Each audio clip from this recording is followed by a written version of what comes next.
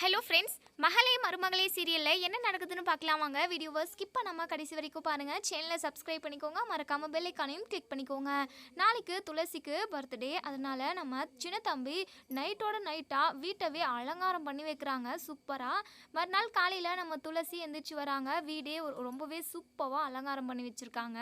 Balloons அது இதுன்னு சொல்லிட்டு வாவ் சூப்பராக இருக்கே அப்படின்னு சொல்லிட்டு உடனே நம்ம அபிராமி, வா துளசி இப்போ தான் எந்திரிச்சா, வா உட்கார் வா அப்படின்னு சொல்லிட்டு, இருக்கட்டும் அத்தை அப்படின்னு சொல்லிட்டு, வா துளசி உட்கார் வா, சின்ன தம்பி துளசிக்கு காஃபி கொண்டு வா அப்படின்னு சொல்லி சொல்கிறாங்க. சின்ன தம்பியுமே ஓடோடி ஓடி வராங்க.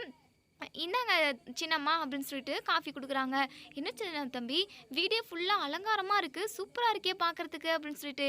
ஆமாம் சின்னம்மா, உங்களுக்கு இன்றைக்கி பிறந்த நாள் இல்லை, அதனால தான் அம்மா வீட்டவே டெக்கரேஷன் பண்ண சொல்லியிருந்தாங்க, அதனால தான் இவ்வளோ அழகாக டெக்கரேஷன் பண்ணியிருக்கேன் அப்படின்னு சொல்லிட்டு.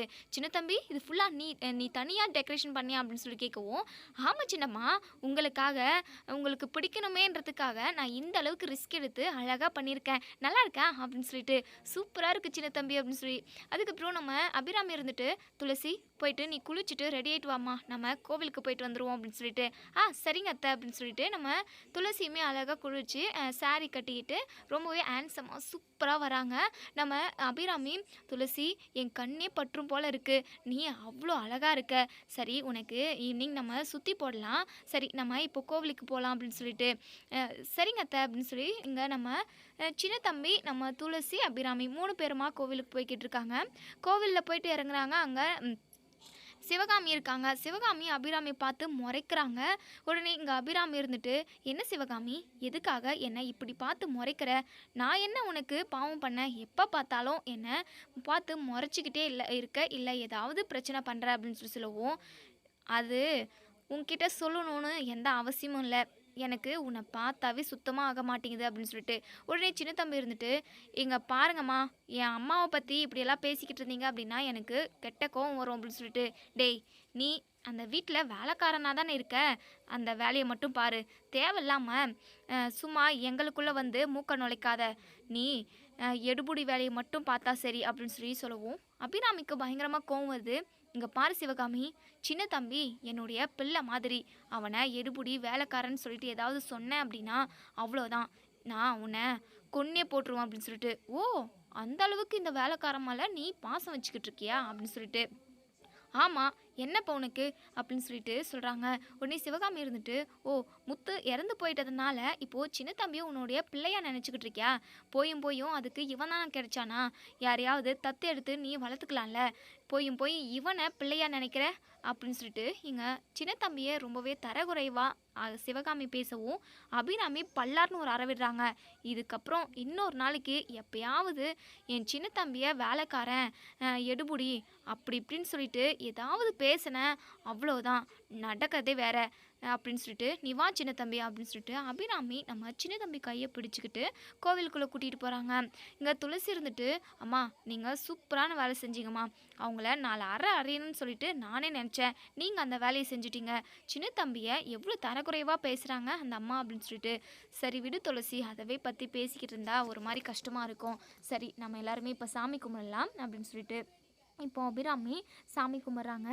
கடவுளே, என் பையன் முத்தை தான் என்கிட்டேருந்து பிரிச்சுட்ட, என் மருமக என்ன புரிஞ்சுக்கிட்டு அவள் எனக்கு பிடிச்ச மாதிரி இருக்கா, அவளுக்கு பிடிச்ச மாதிரியும் நான் நடந்துக்கணும், அவள் வாழ்க்கையில் ஏதாவது ஒரு நல்லது நடக்கணும், அவனை நினச்ச மாதிரி அவள் நீதிபதியாக படித்து அந்த வேலைக்கு போயிடணும், இந்த ஊரவே அவள் ஆளணும் அப்படின்னு சொல்லிட்டு வேண்டிக்கிறாங்க. அதே சமயம் துளசியோட வாழ்க்கைக்கு துணை வந்து அமையணுமா அமையக்கூடாதான்னு சொல்லிட்டு நீ தான் நினச்சிக்கிட்டு இருப்ப, ஆனால் துளசி கடைசி வரைக்கும் என் கூடவே இருக்கணும்னு சொல்லிட்டு நான் ஆசைப்பட்றேன், துளசி என் கூடவே இருக்குவாளா அப்படின்ற மாதிரி சாமிக்கிட்ட கேட்குறாங்க. சரி சாமி, தயவு செஞ்சு துளசியை மட்டும் என் கூடவே இருக்க வை அப்படின்னு சொல்லிட்டு அபிராமி வேண்டிக்கிறாங்க. அதுக்கப்புறம் இங்கே நம்ம துளசி, சின்ன தம்பி, அபிராமி கொஞ்ச நேரம் கோவிலில் உட்காடுறாங்க. இங்கே அபிராமி இருந்துட்டு, சின்ன தம்பி துளசி, எனக்கு கொஞ்சம் வேலை இருக்குது, நான் ஒருத்தவங்கள பார்த்து இங்கே பேசிட்டு வந்துடுறேன், அது வரைக்கும் நீங்கள் 2 பேரும் இங்கே உட்காந்துருக்கீங்க இருங்க அப்படின்னு சொல்லிட்டு.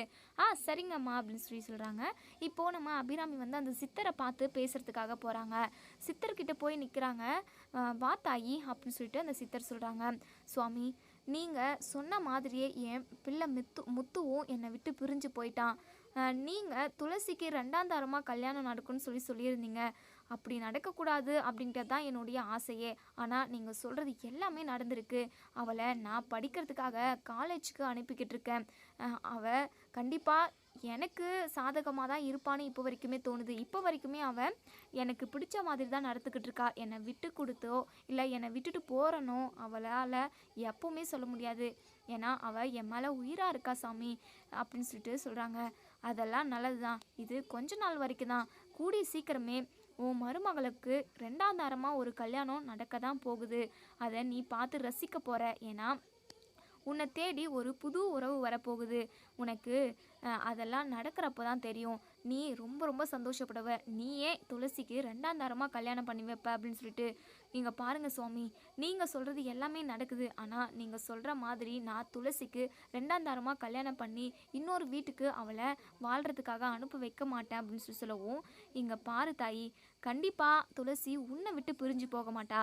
ஆனால் உன் ரத்த சொந்தம், அதாவது உனக்கு பிறந்த குழந்தையே தான், உனக்கு பிறந்த பையனே தான் துளசி கழுத்தில் தாலி கட்ட போகிறது அப்படின்னு சொல்கிறாங்க. என்ன சுவாமி, எனக்கு ஒன்றுமே புரியல, ஒரு மாதிரி குழப்பமாக இருக்க மாதிரி இருக்குது அப்படின்னு சொல்லவும், நடக்கிறப்போ எல்லாமே தானாக தெரியும். நீ இனிமே வாழ்க்கையில் எப்போவுமே கஷ்டப்பட மாட்ட. உனக்கு பிடிச்ச மாதிரி தான் எல்லாமே நடக்க போகுது. நீ கவலைப்படாத தாயே அப்படின்னு சித்தர் சொல்கிறாங்க. சரிங்க சாமி, நான் போயிட்டு வரேன் அப்படின்னு இங்கே அபிராமியுமே வந்துடுறாங்க. அதாவது வந்துக்கிட்டு இருக்காங்க. இப்போது நம்ம சின்ன தம்பியும் துளசியும் பேசிக்கிட்டு இருக்காங்க. சின்ன தம்பி, அன்னைக்கு அதாவது உன் ஆளோட ஃபோட்டோவை காட்டுறேன்னு சொன்னேன். ஆமாம், உன் ஆளோட பேர் என்ன அப்படின்னு அம்மு சின்னம்மா அப்படின்னு சொல்கிறாங்க. அம்முவா அப்படின்னு நம்ம துளசி வந்து யோசிக்கிறாங்க. அம்முன்றது சின்ன வயசில் படிச்சுக்கிட்டு இருக்கப்போ கூட இருக்கிற பையன்தான் அப்படின்னு அம்முன்னு நம்ம துளசி கூப்பிட்ருப்பாங்க. அந்த ஞாபகம் எல்லாமே நம்ம துளசிக்கு வந்துருச்சு. இப்போது நம்ம சின்ன தம்பிக்கிட்ட, சரி சின்ன தம்பி, அந்த ஃபோட்டோ ஏதோ என்கிட்ட காட்டுறேன்னு சொன்னேன்ல, உன் ஆளோட ஃபோட்டோ, அதை காட்டு அப்படின்னு சொல்லவும், இப்போது அந்த ஃபோட்டோவை எடுத்து இங்கே துளசிக்கிட்ட காட்டவும், துளசி அதை பார்த்துட்டு பயங்கரமாக ஷாக் ஆகுறாங்க. ஏன்னா அந்த ஃபோட்டோவில் இருக்கிறது நம்ம துளசி தான். என்ன சின்ன தம்பி, இது யார் ஃபோட்டோ அப்படின்னு என்ன சின்னம்மா, இதுதான் என் அம்மு. நான் சின்ன வயசில் என் அம்மு கூட 5வது வரைக்கும் படிச்சிருக்கேன் சின்னம்மா. என் கூடவே இருப்பான். என்னை ரொம்ப ரொம்ப பிடிக்கும் அவளுக்கு. எனக்குமே அவளை ரொம்ப பிடிக்கும். எனக்காக அவங்க வீட்டில் எம்புட்டெல்லாம் அடி வாங்கினா தெரியுமா. நானும் அவளும் அவ்வளோ க்ளோஸு. எனக்காக அவள் நிறைய விஷயம் செஞ்சுருக்கா சின்னம்மா. நாங்கள் 2 பேருமே ரொம்பவே க்ளோஸாக இருந்தோம். நாங்கள் 2 பேரும் கல்யாணம் பண்ணிக்கிற மாதிரி கூட சின்ன வயசுலேயே நாங்கள் பேசிக்கிட்டு இருந்தோம். எனக்காக அவள் எத்தனை ஜென்மம் எடுத்தாலும் காத்துக்கிட்டு இருக்குன்னு சொன்னா சின்னம்மா. நானுமே அவளுக்காக அதனால தான் காத்துக்கிட்டு இருக்கேன். அவள் சொன்ன வார்த்தை அவளுக்கு ஞாபகம் இருக்கும்னு எனக்கு தோணுது. அதே சமயம் அதுக்காக தான் நான் அவளுக்காக இப்போ வரைக்குமே என் உசுரை கையில் பிடிச்சிக்கிட்டு இருக்கேன் சின்னம்மா அப்படின்னு நம்ம சின்ன தம்பி அவங்க மனசில் உள்ள ஆசையும் சின்ன வயசு நடந்த எல்லாத்தையுமே சொல்லிக்கிட்டு இருக்காங்க. நம்ம துளசிக்கு பயங்கர அதிர்ச்சி தான். அது செம்ம அதிர்ச்சி. சின்ன தம்பி, இந்த ஃபோட்டோவில் இருக்கிறது யார் தெரியுமா? நான் தான் சின்ன தம்பி. நீயும் நானும் சின்ன வயசில் படித்தது, இப்போ நீங்கள் சொன்னீங்களே, அது எல்லாமே நான் சொன்னது தான் அப்படின்னு சொல்கிறாங்க. இதை கேட்ட சின்ன தம்பிக்கு பயங்கரமாக ஷாக்கிங்காக இருக்குது. என்ன சின்னம்மா சொல்கிறீங்க? ஆமாம் சின்ன தம்பி அப்படின்னு சொல்கிறாங்க. இப்போது நம்ம சின்ன தம்பிக்கு என்ன சொல்கிறதுனே தெரியல. ஐயோ சின்னம்மா, உங்களை போய் நான் அப்படி நினச்சிட்டேனே. இல்லை கனவுல கூட நான் உங்களை கல்யாணம் பண்ணிக்க மாட்டேன். உங்களுக்கு எப்போவுமே நான் ஒரு வேலைக்காரனாக தான் இருப்பேன். என்னுடைய தகுதி என்னன்னு எனக்கு தெரியும். ஏதோ சின்ன வயசுல இப்படி நடந்துருச்சு.